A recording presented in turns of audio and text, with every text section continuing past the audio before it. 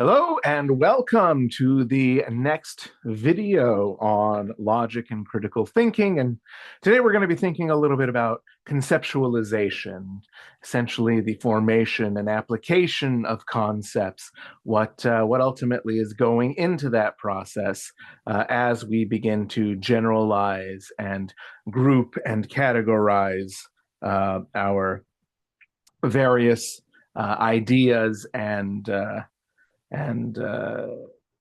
expressions of information in a way that allows us to systematize it to a significant degree.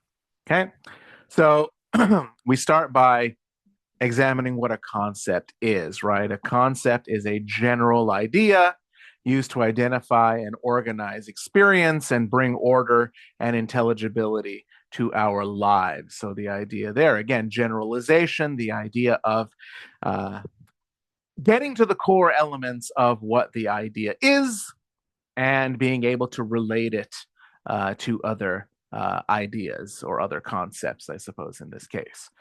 So concepts work in conjunction with language to identify first and foremost. You want to be able to look at some sort of an idea or a concept or think about some sort of an idea and a concept and be able to distinguish it from another. Describing that concept, distinguishing, as I just said, being able to differentiate it from other concepts, and then relating it to other concepts as well. Okay. And concepts are often best understood by visualizing them through models. So here is a nice little model of a concept. And this concept is a pyramid that is made out of the three main components of essentially the points of any of the given faces of that pyramid. So we have the properties, which are the qualities that all examples of the concept share in common. We have the related signs or sign individually, which is the word symbol or word symbols that name or names the concept. And referents, which are going to be examples of the concept, essentially the concept in action, if you will. Okay. So in order to form concepts, you engage in a four-step process. You begin by generalizing. You focus on the common properties that are shared by a group of, again, similar things. You're tying together each of the ends that seem to make sense and go together with one another. Next step is to interpret, engaging in interpreting, and that is to find examples of the concept in the real world, and then specifically to find reference or specific examples of whatever that concept is. The last step then is to find properties or the common features that are shared by all examples of the concept. And again, that allows you to differentiate from those things that do not have those features within their conceptual framework. Okay. So here is a model of that concept formation. It's an interactive process.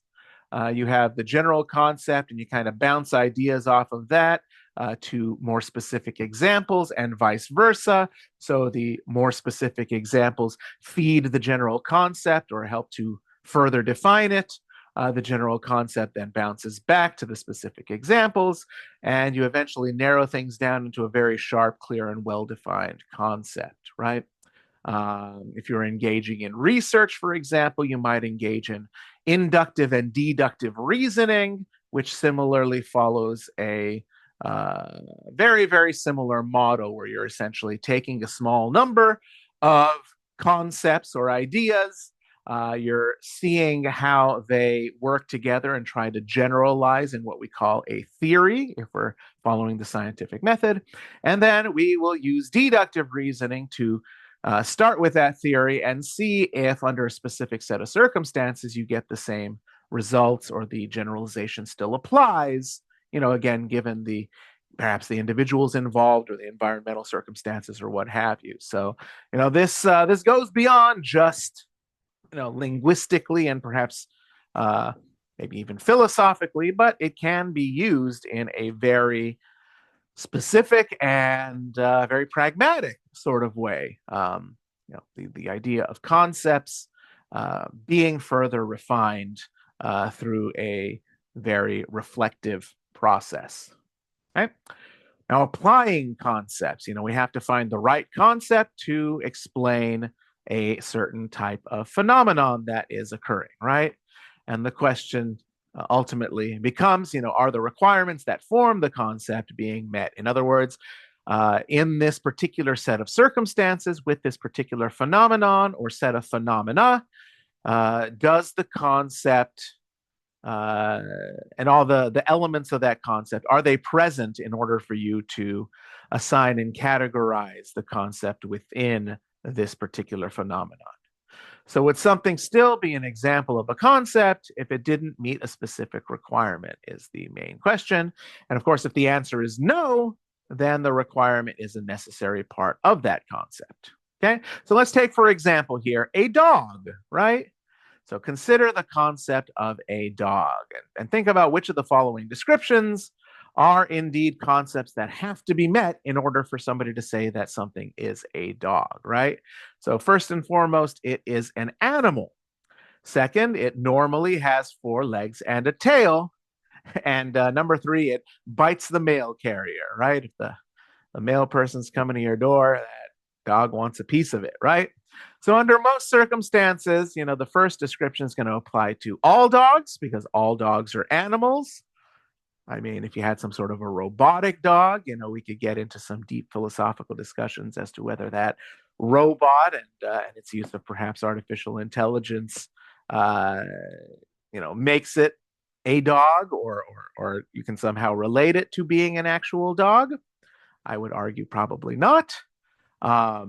But all dogs at present are indeed animals. The second applies to most dogs. Not all dogs necessarily have 4 legs and a tail, right? My friend's dog unfortunately got hit by a car and had to have his poor leg taken off. So in that case, he had 3 legs and a tail. I've seen plenty of people cut off dogs' tails, especially if they're going to be dogs used for hunting or other things like that, so that the tail wouldn't get caught while pursuing small animals and things like that. So that might not necessarily apply in every circumstance. And then biting the mail carrier, right? I would imagine that's a bit of a bad dog, right? And not all dogs are going to be that way. And in fact, I'd say probably most dogs are not going to bite the mail carrier. So the third only applies to a fairly small group of dogs, right? But generally speaking, again, focusing on the unique, or rather not the unique, but rather the most general characteristics of a dog, something isn't going to be a dog unless it's an animal. And the model of which perhaps has 4 legs and a tail associated with it. But of course, not all 4-legged tailed animals are dogs. That's going to be a misconception, right? 4 legs and a tail can also apply to a cat, perhaps a mouse, a squirrel, a cow, I guess technically has 4 legs and a tail. So we're going to have to further refine our concept in order to get a very precise definition of what a dog ultimately is. Which reminds me of actually a kind of a funny story. So one of my former professors was hosting a diplomat that came from, I believe it was Nigeria or possibly Uganda, a few years back. And this diplomat made friends with a possum because he thought the possum was a cat. Because, of course, there are no possums in his home country. And, it kind of met all the definitions of a cat. It was 4-legged, it did have a tail, and it didn't bark, so it wasn't a dog, obviously. So he thought that the possum was a cat. Now, that being said, I think possums are cute personally, but I have not had the experience of confusing a possum with a cat. So, perhaps that is a very, very particular and peculiar thing that happened in that set of circumstances, right? Where something got mixed up in the generalization and the conceptualization of a cat, and this poor individual thought that a possum was a cat. Right. Next up, the concept of a family. Next, right? In traditional Western culture, the concept of the nuclear family usually refer to a single man and a single woman who are married and have their children. So that is the idea of having these two individuals that kind of revolve around the focal point of the children, right? But after World War II, the gender roles kind of changed a little bit, right? In the past, men were generally seen as the breadwinners, and women were usually at home with their primary duty being to take care of domestic responsibilities and, rearing the children, right? You can take my family issues class, Introduction to Family Issues class, if you want to learn more about the traditional familial roles here in the West. However, today, this reality only exists in about 25% of the families in the United States, right? 75% of families don't have a man working and a woman at home with the domestic responsibilities and raising the children, but rather perhaps both of the individuals work. In some circumstances, maybe the man is at home and the woman is at work. And of course, you have a whole new set of different familial ways of organizing where you might have two men or two women in a household. So, that old definition is kind of, gone by the wayside and is no longer what I think most people would necessarily imagine when thinking about a family. Okay. So, when you're trying to apply a concept to a particular idea or object or experience, that is the act of classification. So, you're classifying the idea, object, or experience to see if it fits within the context of that conceptualization. So, individual objects, ideas, and experiences on their own belong to no particular class until they are indeed classified, right? So you can classify things in a number of different ways. And the example from the textbook that I use here is that wetlands, right? They can either be classified as a smelly marsh, or they can be a valuable wasteland, or technically speaking, they can be both, right? Depending on your needs and your interests. And, my living in the Los Angeles area, there are some wetlands in places like Torrance and Long Beach that, if you were to drive by, perhaps you would notice a negative smell. And that's going to be the first thing that you would organize that idea into, the fact that it is a smelly marsh. Or, you might take one of the many classes that exist that talk about saving these particular wetlands. I actually had the pleasure of doing a class at the Bologna Creek wetlands a couple of years back, and I learned a lot about the flora and the fauna that existed in that wetland. So in that case, I would probably classify a wetland as a valuable sort of wasteland. What do we mean by a wasteland? Well, that's an entirely different conceptualization as well. Essentially land that usually wouldn't be able to be put to much use by humans would be considered a wasteland. Next up, relating and organizing ideas, right? Using thinking patterns to try to make sense of the world.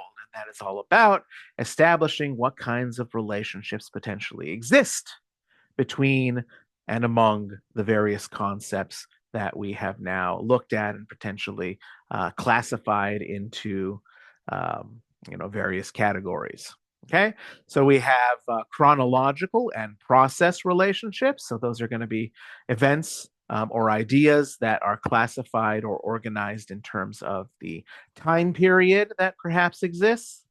You could potentially look at various points in history, for example, based on the time period that it took place. The Revolutionary War here in the United States took place before the Civil War, which took place before World War I, which took place before World War II, if we're going to be looking at the chronological relationships between the various conflicts that the United States perhaps was involved with.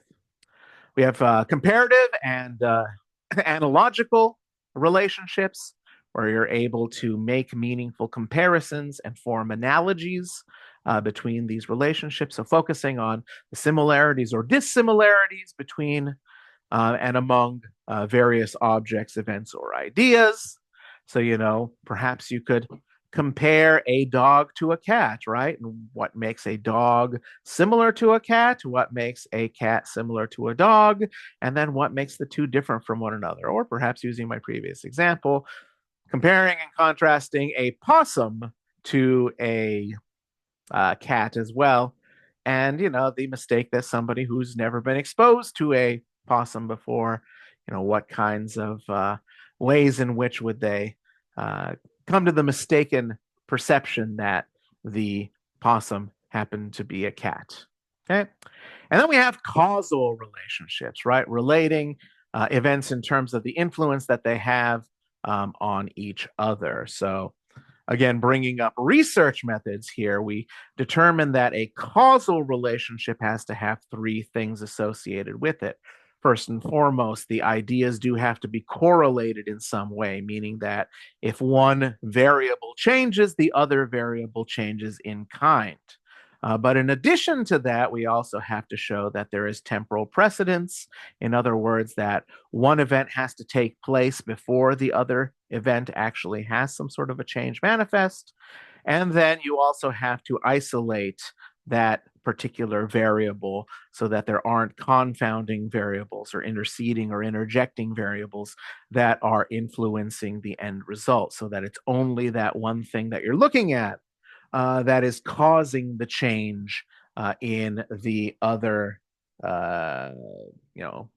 phenomenon that is taking place. Okay, so hopefully that helps to visualize things, right? How do you determine cause and effect?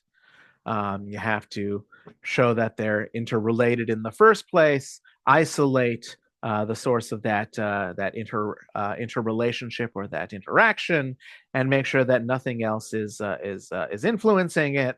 And then, of course, making sure that the causal element takes place first before the element manifests.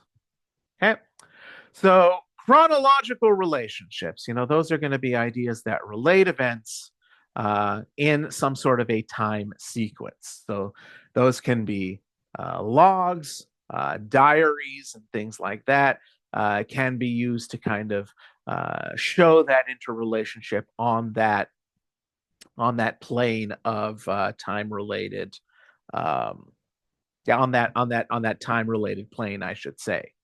Of course, you use narrative to think about and communicate experiences if you're examining them in a chronological sort of fashion. First, this happened, then this happened, then this happened. Okay. Process relationships relate to aspects of the growth or development of an event or an object, and that's all about dividing the process or activity into the various parts or components that make it up, and then explaining the movement of that process from beginning to end. First, this happens, then this happens, then this happens, and then you come to completion. Right?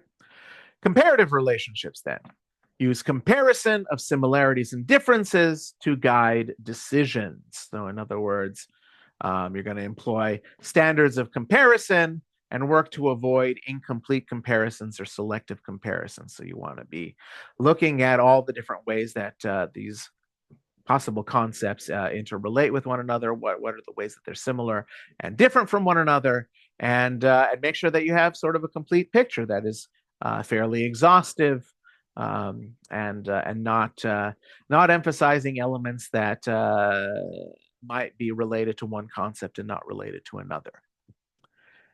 And then analogical relationships use analogy to clarify or illuminate a concept from one category by saying that it's the same as a concept from a very different category, right? So helping to illuminate or understand rather than choosing or decide. In what ways is this thing like this other thing as opposed to something completely different, perhaps? Okay. And then, of course, causal relationships. It's about relating events in terms of the influence or effect that they have on one another. So that can include things like causal chains, contributory causes, or interactive causes as well. Okay, so here is, again, a little bit of a model of contributory causes that lead to an effect. So again, when we talked about, looking at, from a research perspective, a causal variable, we're trying to isolate contributory causes so that we can definitively say that a particular variable on its own is impacting or affecting another variable. Here in this case, this is an example of there being a multitude of different variables that are impacting the effect, which is in essence the dependent variable that you would have in a research sort of setting. Okay, so let's describe each of these different causal relationships here. A causal chain is when there's one thing that leads to another, that leads to another, et cetera, et cetera, et cetera. For example, you go to the store, going to the store leads you to buy, I don't know, a chicken breast, and some breadcrumbs and some egg, and you're starting to get hungry, and that leads you to try to decide what to eat for dinner. You take the different elements of what now would make fried chicken, combine those elements, cook it on a fire, suddenly you have fried chicken, right? So how did we get from not having fried chicken to having fried chicken? We had to take each of those steps of going to the store, buying the product, having to utilize the product, combining the ingredients, cooking it, and then bam, you have the end product, right? That's a causal chain. Contributory causes, right? Those are where the causes act simultaneously to produce some sort of an effect, and each cause contributes to bringing about the final effect.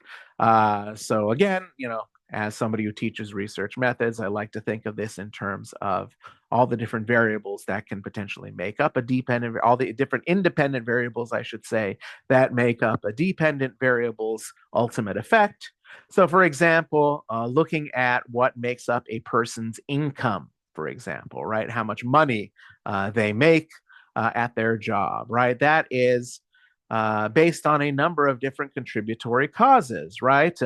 The amount of education that they have contributes to that end result. The industry that they are in contributes to that result, right? If you're in janitorial services, you're probably not going to make as much as somebody who is the chief executive at a business most of the time, right?